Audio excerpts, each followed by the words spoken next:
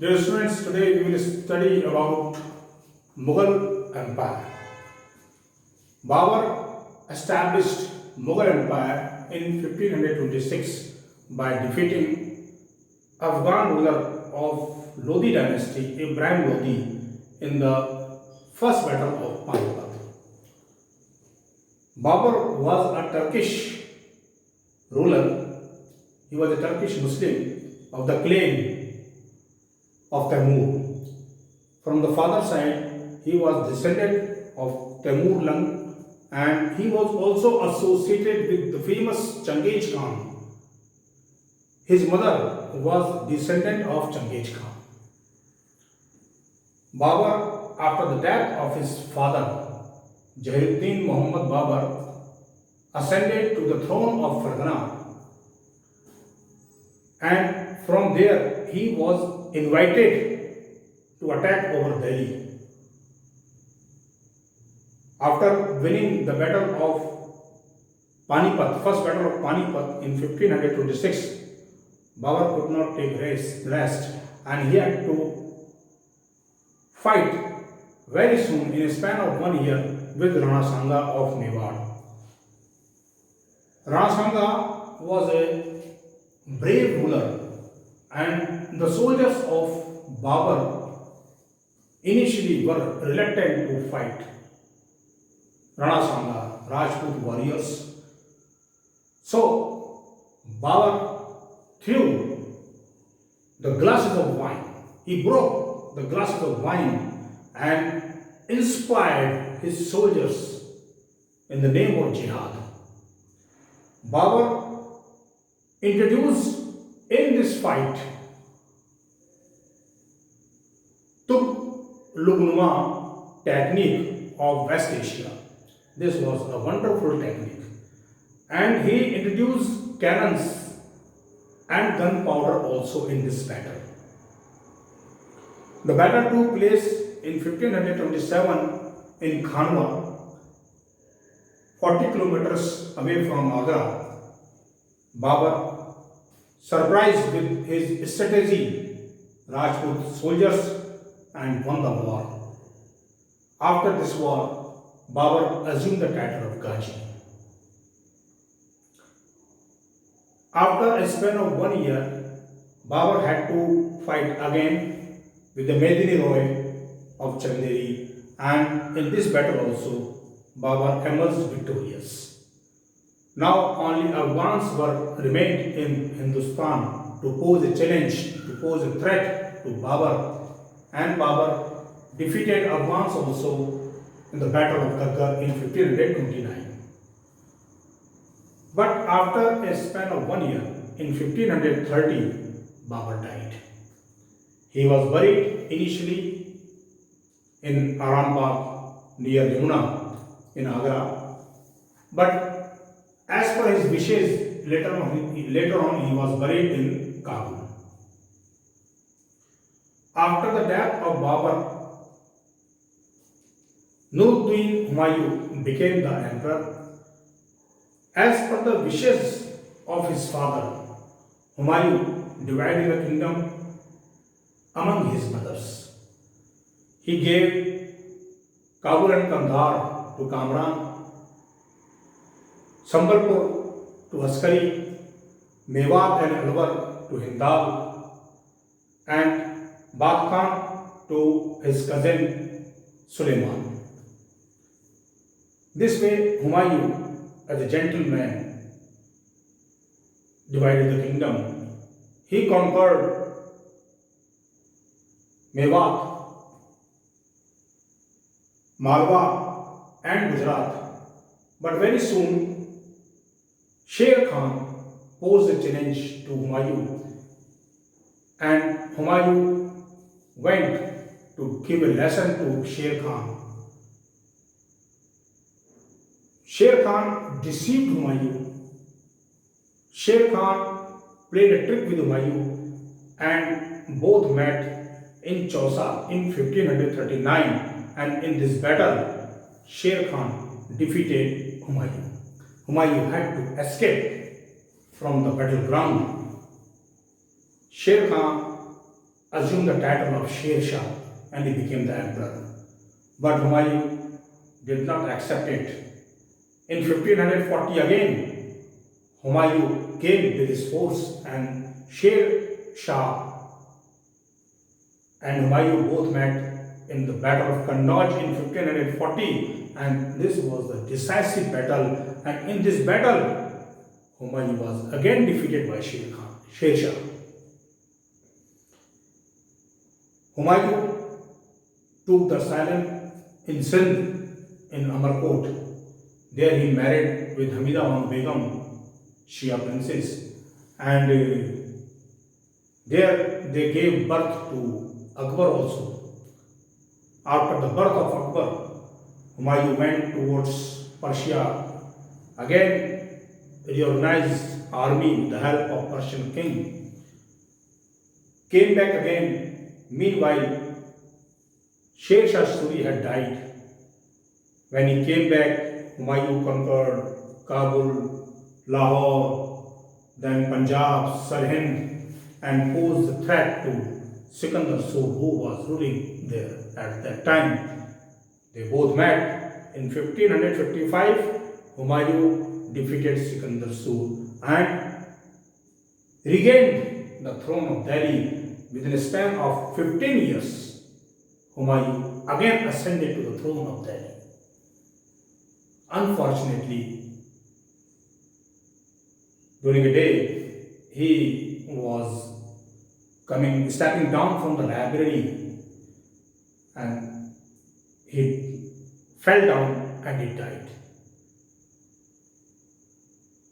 Baran Khan, friend of Humayun, coronated Akbar.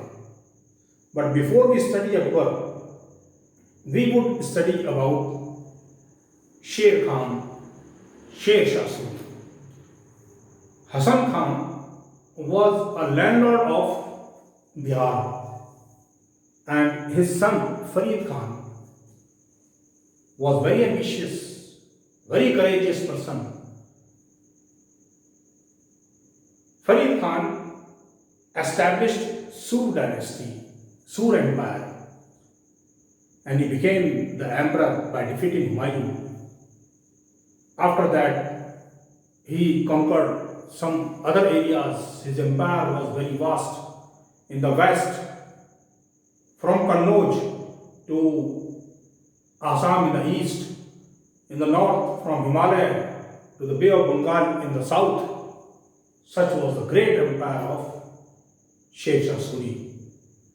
He conquered Malwa, then he attacked over Marwar in Rajputana. He fought a war with Maldev, Raja Maldev, and this battle is very important battle. Rajput under their king Maldev fought bravely with Sher Shah Suri. Though Sher Shah Suri won this battle, but after killing Maldev, after winning this battle, Sher Shah told, I had lost completely the Sultanate of Hindustan for a handful of millet. Sher Shah fought in Kalinjar also. During the siege of Kalinjar, he died because of an accident. After Sher Shah Suri, his son Islam Shah became the emperor of Sur dynasty. He ruled from 1545 to 1553. After that, Islam Shah also died. Now, the successors of Sur dynasty were incapable. They had mutual conflict. They had mutual fight. So this empire collapsed. But we cannot forget Sher Shah. Sher Shah was a wonderful administrator. He established peace and order in his empire. His empire was very peaceful because of his strict control, his wonderful discipline. He adopted secular system and he established a wonderful revenue system also. He measured the land and after that he fixed the revenue and then he collected the revenue. He adopted new systems of Naksh, Gala Bakshi, Batai, Japti, Muktai, and he introduced this system in the revenue collection. He constructed four highways in his state, and the one highway is still existing and it is very important. It starts from Sonargaon in Bengal and extends up to Peshawar, and today it is known by the name of GT Road, Grand Trunk Road. He not only constructed the highways, he planted trees on both the sides and he constructed sarai after certain distance to provide rest to the travelers. So Sher Shah was a wonderful administrator. He reformed the currency system. He introduced new coins of copper and silver. Sher Shah was only king, only emperor who constructed his own mausoleum before his death at Sasaram in a lake. He constructed his own mausoleum, and that building was influenced by the Hindu temple. The architecture of mausoleum was influenced by the Hindu temple. Sher Shah was very secular and he was very wonderful ruler. Now we come to Akbar. After the death of Humayun, Akbar was coronated by one of the faithful friend of Humayun, Bahram Khan. Akbar was coronated at the age of 13 years at Kolonau, and after becoming the emperor, he had to fight very soon in 1556 a war with Hemu. Hemu was a Hindu commander of Adil Shah, ruler of Bihar, and Hemu was very brave and he had in his name 22 battles in which he emerged victorious. So he styled himself as Vikramaditya.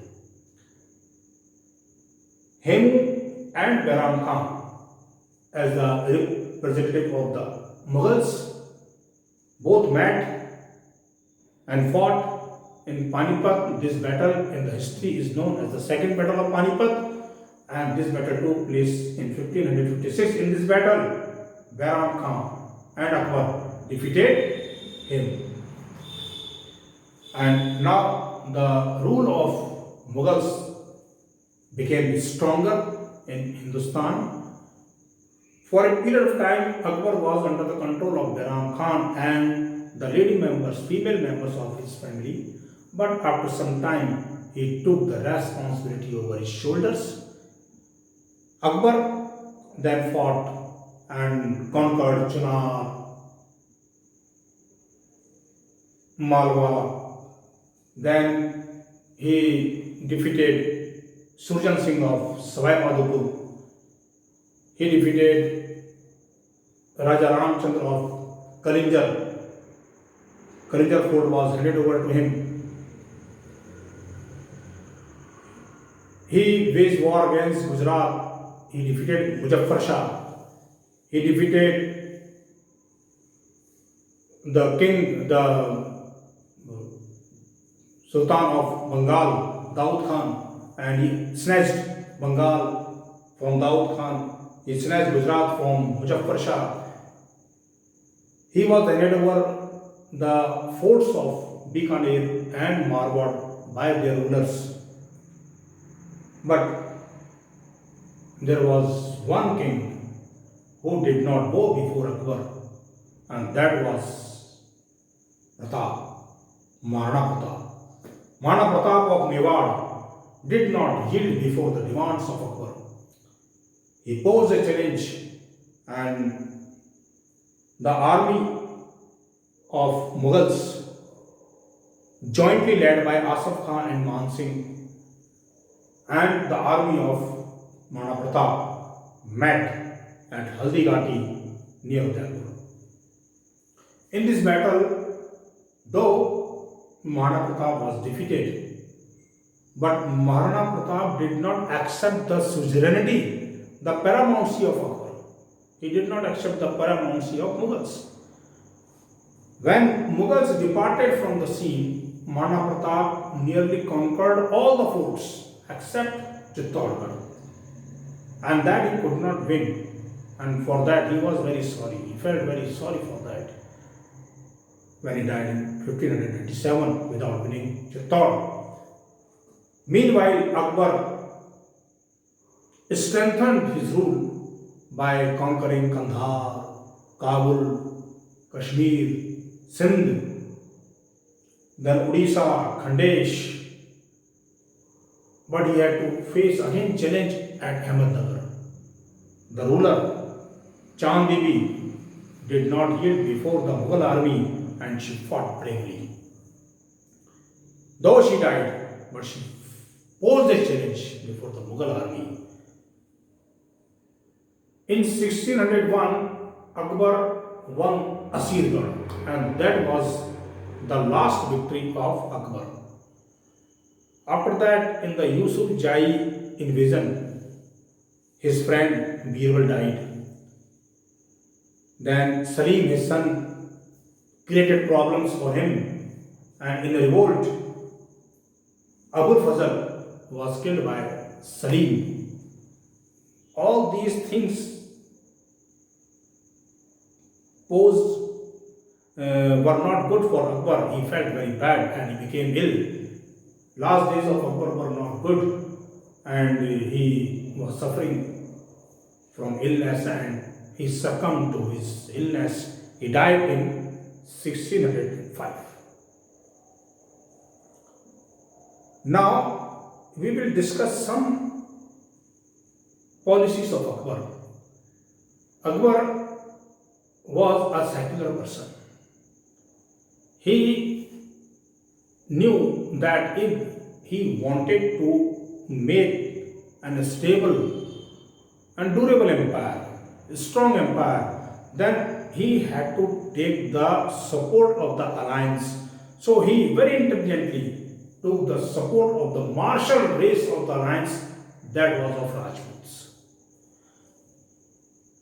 And he made this way his empire strong. He was secular because he built Ibadat Khana in Fatehpur Sikri, and in this Ibadat Khana he invited people of different sect to address him, and he conducted some religious discussions among the sects of different, among the saints of the different sects.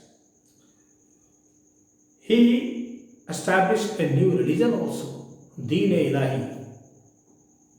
Birbal was the first Hindu to accept Deen-e-Ilahi, and Abul Fazl, his friend, was made the head priest of Deen-e-Ilahi. But this was not a successful step of Akbar because people were not agree to leave their own religion.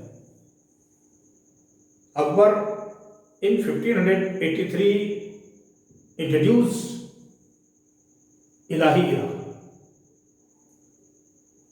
He wanted to make harmonious environment, harmony among the different sect of the state, so that peacefully he could rule. His Rajput policy was also influenced by this idea.